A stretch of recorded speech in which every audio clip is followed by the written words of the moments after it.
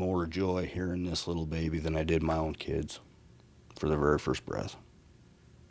I was completely overthrown with emotion.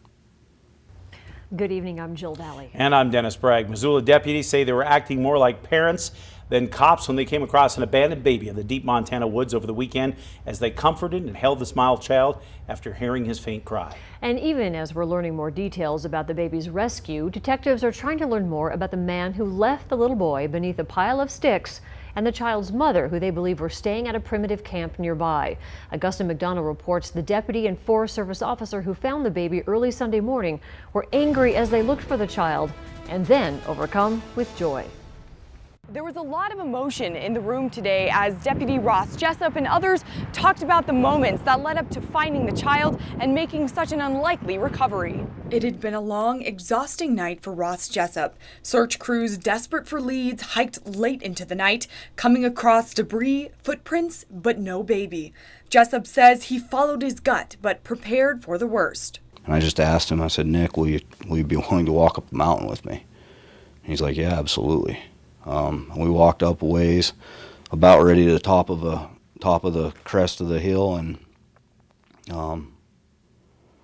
we stopped, and I even blurted out to Nick several times, like, Nick, I'm so mad that this is happening. Like, I'm so mad that we're looking for a dead baby. But even after 9 hours, the faint cries coming from the mouth of this 5-month-old child prompted the officers to switch off their radios, look down, and see the infant lying face down under a pile of sticks. Police tactics, police trainings, they all went out. I saw this little tiny child.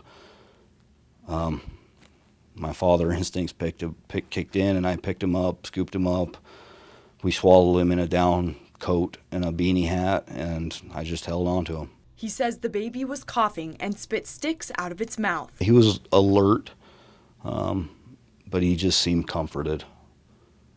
He did. He peered into my eyes, and I peered into his eyes. I gave him kisses on the forehead, and I looked at him, and I couldn't thank the Lord Jesus enough. I was just so happy. The infant was taken to the hospital, where this photo was taken of its small hand clutching the finger of Captain Bill Burt, who says the baby wouldn't let go while it drank 3 containers of Pedialyte supplements. Jessop told me he doesn't like being the center of attention and credits everyone who was involved with the ground search and behind the scenes for the efforts that led up to making such a remarkable happy ending happen. In Missoula, Augusta McDonald, MTN News. Now, prosecutors say Francis Crowley, a fugitive from Oregon, was under the influence of both meth and bath salts when he abandoned the baby after crashing his car on a game trail in the woods. Crowley